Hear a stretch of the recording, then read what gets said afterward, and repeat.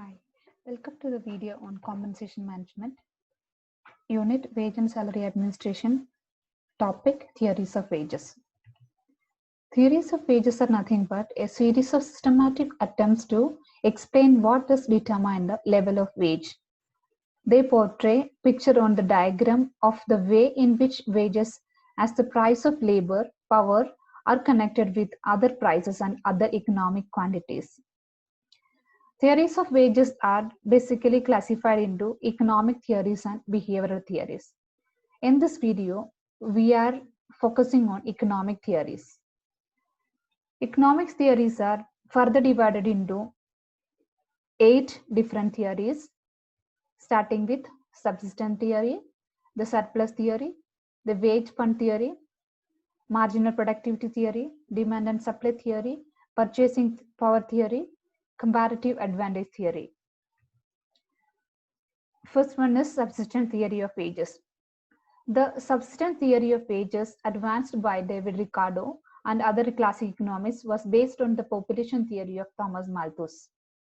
It held that the market price of labor would always tend towards the minimum requirement for subsistence.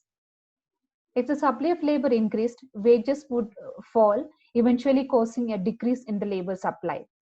If the wage rose above the subsistence level, population would increase until the larger labor force would again force wages down. The second is the surplus value theory. This theory was developed by Karl Marx. This theory is based on the basic assumption that, like other article, labor is also an article which could be purchased on payment of its price, that is wages. This payment is at substance level, which is less than in proportion to time labor takes to produce items. Thus, the surplus, according to him, goes to the owner. Karl Marx is well known for his advocacy in the favor of labor. Next is wage fund theory. This theory was developed by Adam Smith. His theory was based on the basic assumption that workers are paid wages out of predetermined fund or wealth. This fund he called wages fund created as a result of saving.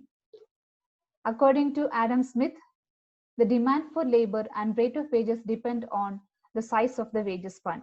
Accordingly, if the wage fund is large, wage would be high and vice versa. Next is marginal productivity theory.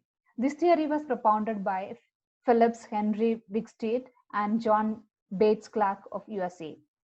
According to this theory, wages is determined based on the production contributed by the last worker, that is marginal worker. His or her production is called marginal production. The wage rate will equal the value of the marginal product of the last hired worker.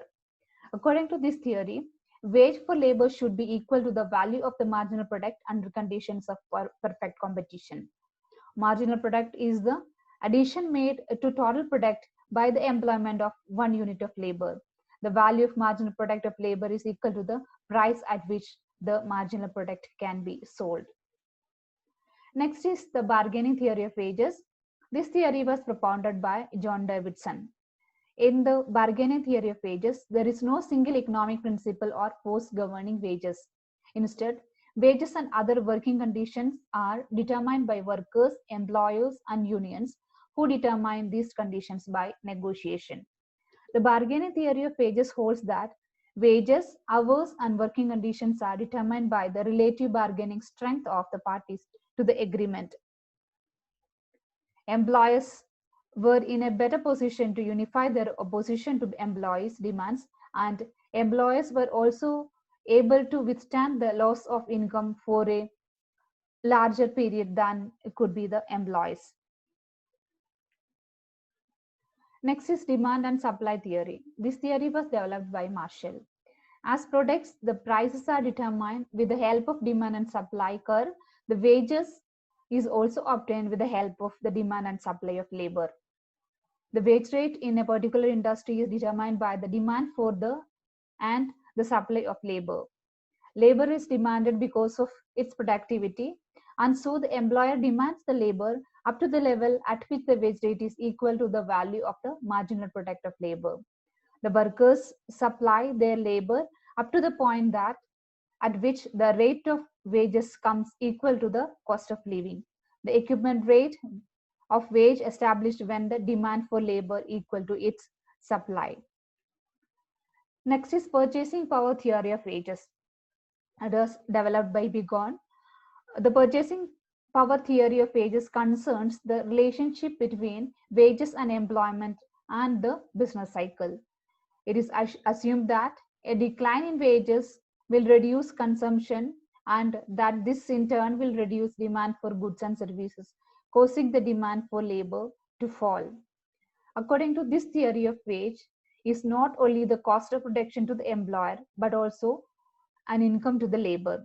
Hence, if the earning of the labor is high, they will have more purchasing power, which would increase the demand for products and services and vice versa. Next is comparative advantage theory. It is related to international trade based on David Ricardo. Economists specializing in international trade argued about countries, industries, and companies competing on the basis of comparative advantage of cheaper labor.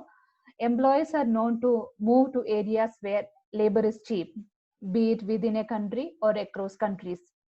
The price of each country's comparative advantage good will be the lower than the price of the same good in the other country. The reason for this is that wages are based on productivity.